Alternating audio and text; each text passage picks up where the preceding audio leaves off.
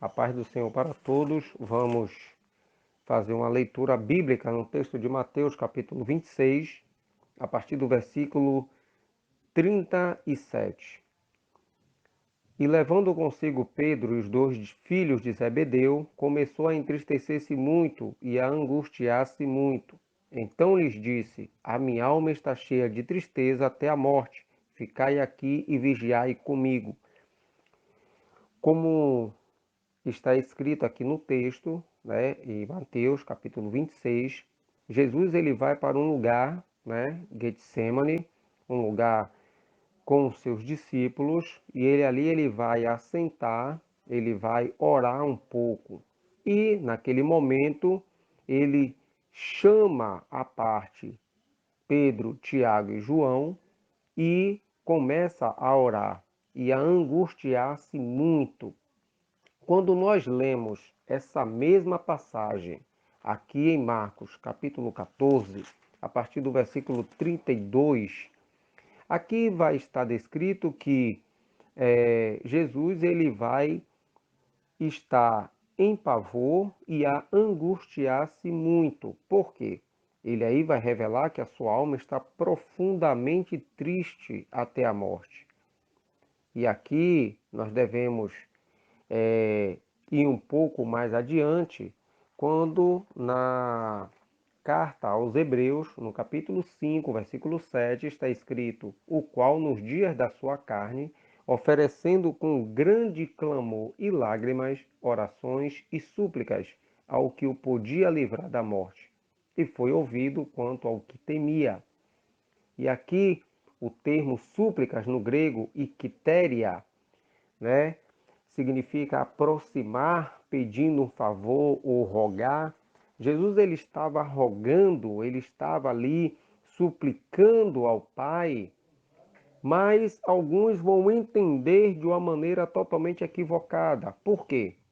Retornemos para o texto em Marcos capítulo 14, quando Marcos vai descrever aqui que Jesus teve pavor e angustiou-se.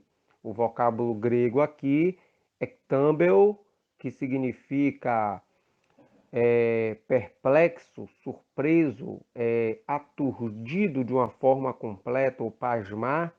Significa que ele estava em um momento muito delicado, um momento muito intenso. Havia uma tristeza muito grande, como aqui está descrito, profundamente triste. Mas o que é que estava levando Jesus a essa tristeza? Já que ele mesmo disse que para isso ele veio, para salvar o homem, para redimir o homem. Então, o que é que estava causando essa tristeza em Jesus? E que ele, prostrando-se em terra e orando intensamente, ele pediu ao Pai que, se fosse possível, passasse dele aquela hora, né? Que hora seria essa? Quando ele diz: Abba, Pai, todas as coisas são possíveis. Afasta de mim este cálice, não seja, porém, o que eu quero, mas o que tu queres. Alguns vão aludir, vão afirmar que esse cálice seria os sofrimentos, seriam as agressões, as humilhações que Jesus passaria. Mas não é verdade, porque quando nós lemos o texto de Mateus, capítulo 16, a partir do versículo 21, que está escrito o seguinte: desde então começou Jesus a mostrar aos seus discípulos que convinha ir a Jerusalém e padecer muito dos anciãos e dos principais dos sacerdotes e dos escribas, e ser morto e ressuscitar ao terceiro dia. Leiamos também Mateus capítulo 20, no versículo 17. 20, Mateus capítulo 20, versículo 17. E subindo Jesus a Jerusalém, chamou à parte os seus 12 discípulos e no caminho disse-lhes: Eis que vamos para Jerusalém.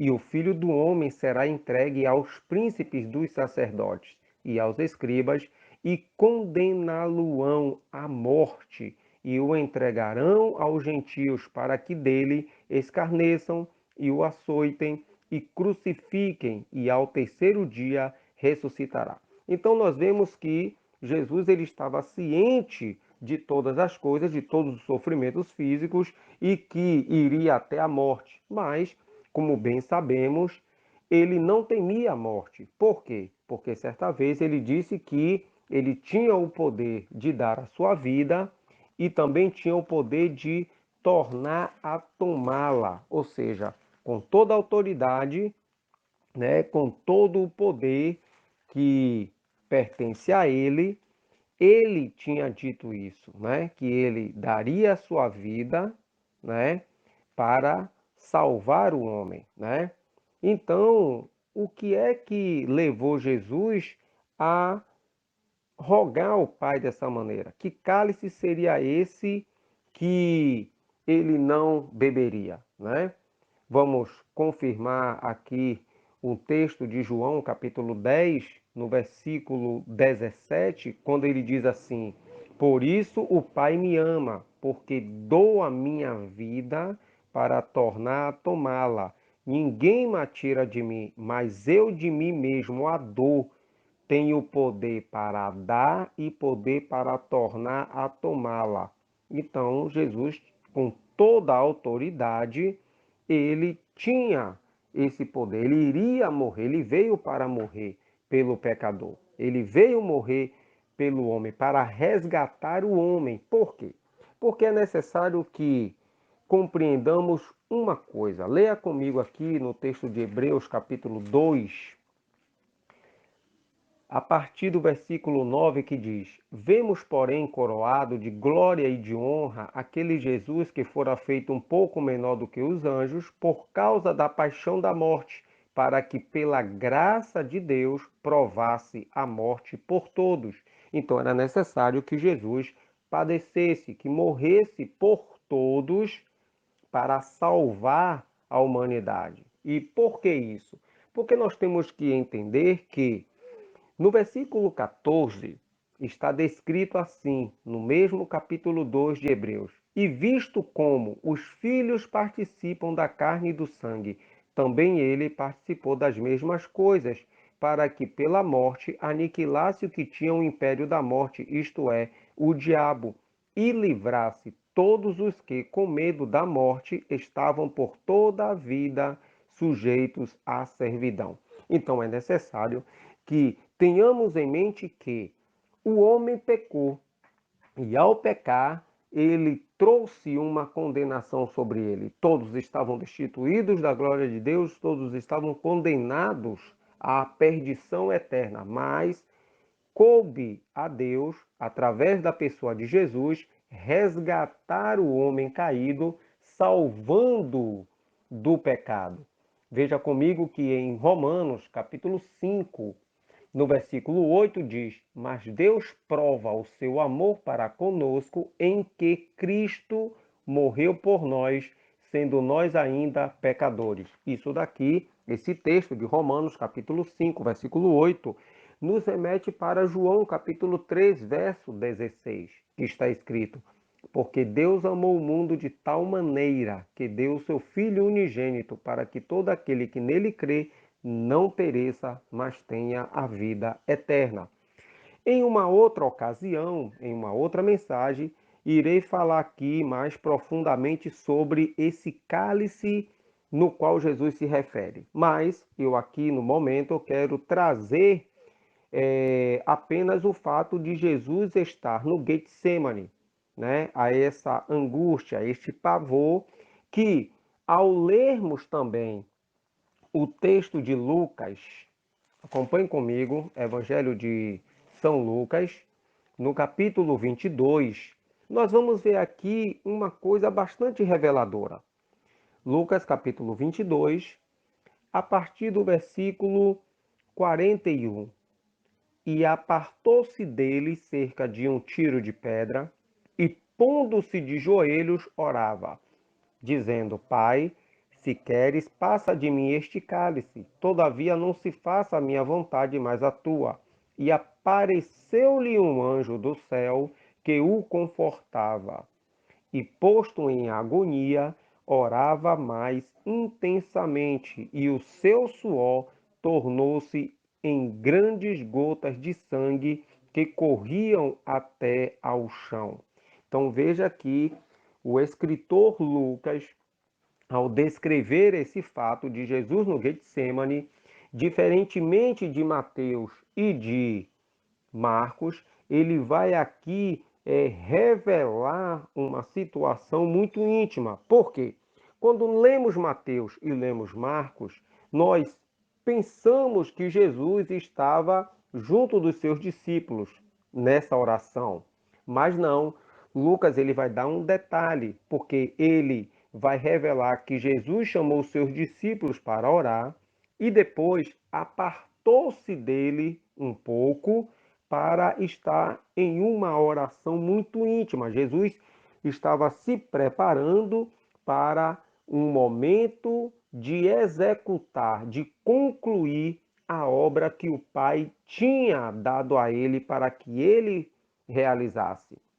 Mas nessa questão de realizar a obra, de concluir a obra, haveria então este tal do cálice, este cálice no qual Jesus se refere aqui, que iremos falar em uma outra ocasião. Mas diante dessa situação aqui, Jesus ele vai expor que estava em tristeza, em uma profunda tristeza, em uma agonia, algo que lhe incomodava tão intensamente que o seu suor tornou-se em grandes gotas de sangue, né, que corriam até o chão. E isso aqui é revelador. Por quê? Em grego diz kai egeneto ho hidros auton onsei tromboia matus katarboinontos epitengen. Significa que quando o seu suor estava tornando-se como grandes gotas de sangue e escorrendo até o chão, vai nos remeter aqui para algo muito singular, muito importante que ocorreu lá no Gênesis, em capítulo 3, a partir do versículo 17 em diante. Quando Deus, então, ele pronuncia uma palavra em relação ao homem, pelo homem ter pecado. Quando diz: Maldita é a terra por causa de ti, com dor comerás dela todos os dias da tua vida, espinhos e cardos também te produzirá, e comerás a erva do campo, no suor do teu rosto comerás o teu pão, até que te tornes a terra, porque dela foste tomado, porquanto és pó e em pó te tornarás. Agora observe que aqui no jardim do Getsemane, né, veja que o suor, mais uma vez, está sendo associado nessa situação, que vai prenunciar a redenção. Porque a questão do suor, no qual Deus se referiu lá no jardim do Éden em relação ao homem, né? Quando houve uma questão de pecado, de maldição, né? Aqui agora o suor de Jesus, né? Que vai ser transformado em sangue. Observe que para livrar a humanidade do pecado, da maldição, do sofrimento e da morte, haveria então de haver um derramamento de sangue. E veja que Jesus, então, nesta condição aqui, ele está associado a Gálatas capítulo 3, versículo 13, que diz que maldito todo aquele que for pendurado no madeiro. Quando nós lemos na primeira epístola que escreveu São Pedro, capítulo 2, versículo 24, que diz: levando ele mesmo em seu corpo os nossos pecados sobre o madeiro, para que, mortos para os pecados, pudéssemos viver para a justiça, e pelas suas feridas fostes sarados. Então veja que Jesus ele também, passando por um grande sofrimento, ele provará a morte. Porém, enquanto o primeiro Adão, imperfeito, ele desobedeceu e pecou, o último Adão, perfeito e sem pecado, sujeitou-se inteiramente à vontade do Pai Celestial. E assim, o suor vai ser associado agora à obediência. Se no início foi associado à desobediência do homem, trazendo maldição e pecado, o suor agora, referido aqui em Jesus, está associado à obediência, no qual ele vai tirar a maldição que estava no mundo, né, trazendo então salvação a todos os homens. Se pela desobediência de um homem entrou o pecado do mundo, pela obediência de um também virá o que? A salvação a todos. Vamos ler com mais precisão o texto de Romanos, capítulo 5, no versículo 12, que diz: pelo que, como por um homem entrou o pecado no mundo e pelo pecado a morte, assim também a morte passou a todos os homens. Por isso que todos pecaram. Mas nós vemos que, através de Jesus, né, pela sua obediência, virá agora o que? A redenção, né? Ele irá justificar a todos. Veja comigo em Romanos, capítulo 3, a partir do versículo 22, que diz: isto é, a justiça de Deus pela fé em Jesus Cristo para todos e sobre todos os que creem, porque não há diferença, porque todos pecaram e destituídos estão da glória de Deus, sendo justificados gratuitamente pela sua graça, pela redenção que há em Cristo Jesus, no qual ao qual Deus propôs para a propiciação pela fé no seu sangue, para demonstrar sua justiça pela remissão dos pecados dantes cometidos sob a paciência de Deus, para a demonstração da sua justiça neste tempo presente, para que ele seja justo e justificador daquele que tem fé em Jesus. Então veja que se pela desobediência de um homem veio o pecado, pela obediência de um homem veio a justiça. E aí nós vemos que a pessoa de Jesus, né, naquele momento em que ele se encontrava no Getsemane, né, e Getsemane significa prensa de azeite, né, este jardim tem este nome porque ali mesmo no Monte das Oliveiras havia um lugar, né, onde ficavam as prensas de azeite, que em hebraico significa Gat Shemen, que quer dizer lugar do azeite, né? Então, havia ali todo um processo para a extração do azeite e nós temos também que ver que esta primeira partida de azeite, que era considerada de primeiríssima qualidade quando era prensada, né? Por isso na Torá, né, no Antigo Testamento, era reservado como primícias, oferta de manjares e dízimos. Quando basta nós lermos Êxodo capítulo 22, versículo 29 em diante, Deuteronômio capítulo 12, versículo 17 e Números capítulo 15, versículo 4, né? E o seu azeite, este azeite puríssimo, também servia para a luz do santuário, para o óleo sagrado, para purificar os leprosos.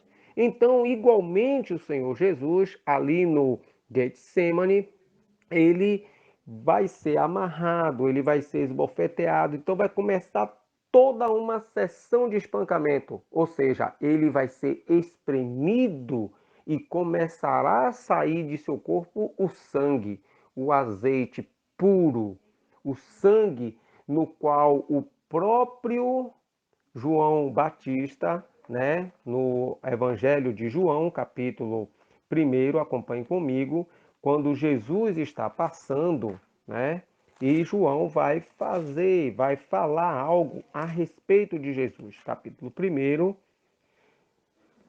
no versículo 29, que diz assim: no dia seguinte, João viu a Jesus que vinha para ele e disse: Eis o Cordeiro de Deus que tira o pecado do mundo. Então nós vemos que através de Jesus, né?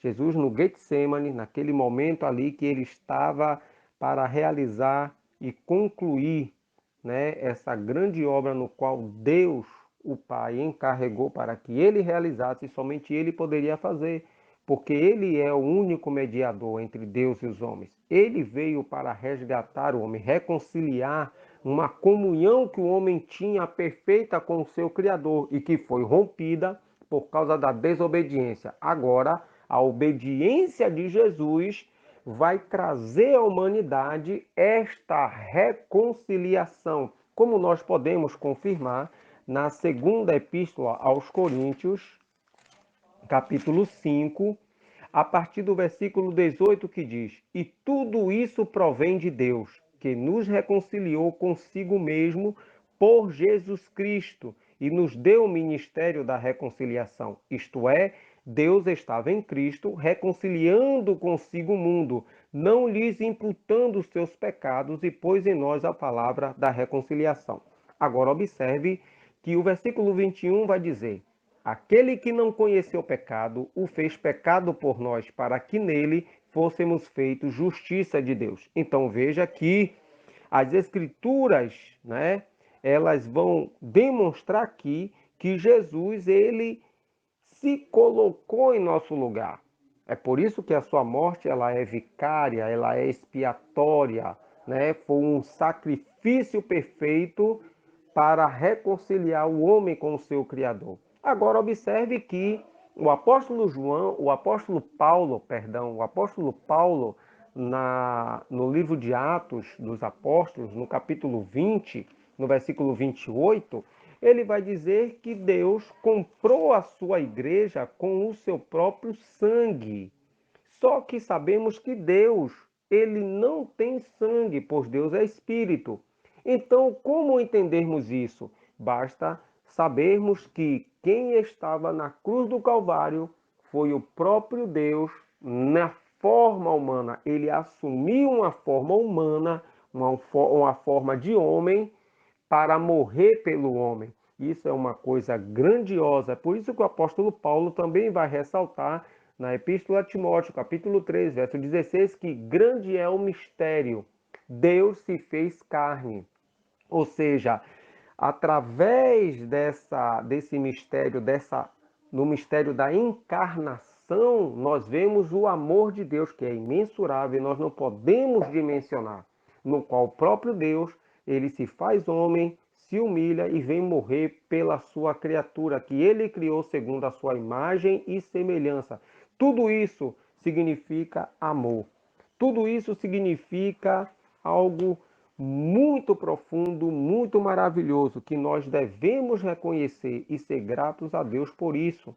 Quando nós recebemos a Jesus como o único, suficiente e eterno Salvador, estamos reconhecendo o sacrifício que Jesus fez na cruz do Calvário. Então é necessário que nós, né, venhamos a reconhecer esta verdade, que venhamos a crer em Jesus como o único e suficiente Salvador, né? Aquele momento ali de Jesus, né, no qual ele passou no jardim do Getsemane, foi um momento muito íntimo, muito profundo, um momento que ele estava orando, no qual orou tão intensamente que o seu suor tornou-se como sangue. E por que isso? Porque os vasos romperam-se. E então, em vez de sair suor, começou a sair sangue por causa da tensão, uma pressão muito grande no qual ele estava passando, né? E que foi necessário que naquela agonia, naquela angústia que ele estava sentindo, porque ele estava na condição de homem, o Pai Celestial envia um anjo para lhe confortar. Então, ou seja, em todos os nossos momentos difíceis da vida, em tudo o que nós passamos, sempre estaremos confortados, sempre estaremos amparados, porque Deus enviará o socorro. Deus estará presente conosco, não deixará, não permitirá que passemos por situações difíceis sozinhos. Ele nunca nos deixará sozinhos. Ele estará conosco, ele nos ajudará em todo o tempo. Basta nós crermos, basta nós estarmos confiantes no Senhor. Que Deus assim vos abençoe em nome de Jesus.